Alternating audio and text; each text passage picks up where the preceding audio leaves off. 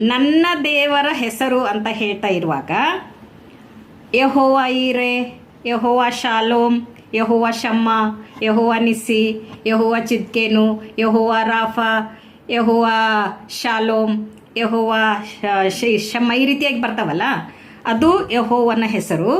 ಮತ್ತು ಯೆಹೋವ ಎನ್ನುವಂಥದ್ದು ಕೂಡ ಅದು ಅದರಲ್ಲೇ ಬರುವಂಥದ್ದಾಗಿದೆ.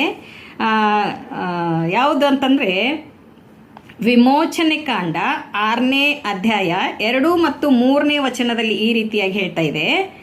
ಇದಲ್ಲದೆ ದೇವರು ಮೋಶೆಯ ಸಂಗಡ ಮಾತಾಡಿ ಇಂತೆಂದನು, ನಾನು ಯೆಹೋವನು, ಅಬ್ರಹಾಮ, ಇಸಾಕ, ಯಾಕೋಬರಿಗೆ ನಾನು ಸರ್ವಶಕ್ತ ದೇವರೆಂಬ ಹೆಸರುಳ್ಳವನಾಗಿ ಕಾಣಿಸಿಕೊಂಡೆನೇ ಹೊರತು ಯೆಹೋವನು ಎಂಬ ಹೆಸರಿನಿಂದ ಅವರಿಗೆ ಗೋಚರವಾಗಲಿಲ್ಲ ಅಂತ. ಯೆಹೋವ ಎನ್ನುವಂಥ ಹೆಸರು ಅಬ್ರಹಾಮನು ಮೊದಲನೇದಾಗಿ ಆದಿ ಕಾಂಡ 4ನೇ ಅಧ್ಯಾಯ 26ನೇ ವಚನದಲ್ಲಿ ಯೆಹೋವ ಎನ್ನುವಂಥ ಹೆಸರು ಹೇಳಿ ಆರಾಧನೆ ಮಾಡಿದನು ಅಂತೇಳಿ ನಾವು ನೋಡ್ತೇವೆ. ಇಲ್ಲಿ ಎಕ್ಸೋಡಸ್ 6:2 and 3ನಲ್ಲಿ ಏನು ಹೇಳ್ತಾ ಇದೆ ಅಂತಂದರೆ, ನಾನು ಅಬ್ರಹಾಮನಿಗೂ ಕಾಣಿಸಿಕೊಂಡಿದ್ದೇನೆ, ಇಸಾಕನಿಗೂ ಕಾಣಿಸಿಕೊಂಡಿದ್ದೇನೆ, ಯಾಕೋಬನಿಗೂ ಕಾಣಿಸಿಕೊಂಡಿದ್ದೇನೆ, ಆದರೆ ನಾನು ಯೆಹೋವ ಎನ್ನುವಂಥ ಹೆಸರಿನಿಂದ ನಾನು ಕಾಣಿಸಿಕೊಂಡಿಲ್ಲ.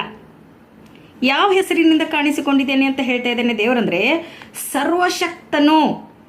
ಸರ್ವಶಕ್ತನಾದ ದೇವರು ಎನ್ನುವಂಥ ಹೆಸರಿನಿಂದ ನಾನು ಕಾಣಿಸಿಕೊಂಡಿದ್ದೇನೆ ಅಂತ ಹೇಳ್ತಾ ಇದ್ದೇನೆ.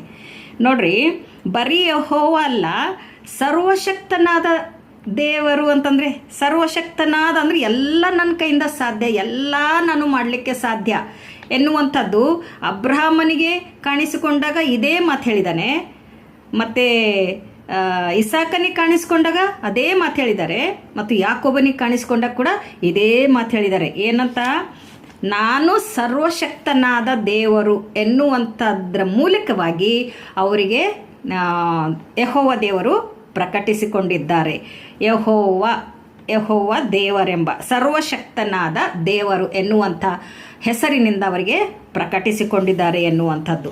ಇಂಗ್ಲಿಷ್ನಲ್ಲಿ ಈ ರೀತಿಯಾಗಿ ಹೇಳ್ತದೆ, and God spake unto Moses and said unto him, I am the Lord. Lord ಅಂದರೆ ಯೆಹೋವ. I am the Lord and I appeared unto Abraham, unto Isaac and unto Jacob by the name of God Almighty ಅಂತ ಹೇಳ್ತಾ ಇದೆ ನೋಡ್ರಿ. God Almighty, but by my name Jehovah was not known to them. ಅವರಿಗೆ ನಾನು ಈ ರೀತಿಯಾಗಿ Jehovah ಅಂತ ನಾನು ಕಾಣಿಸಿಕೊಳ್ಳಿಲ್ಲ.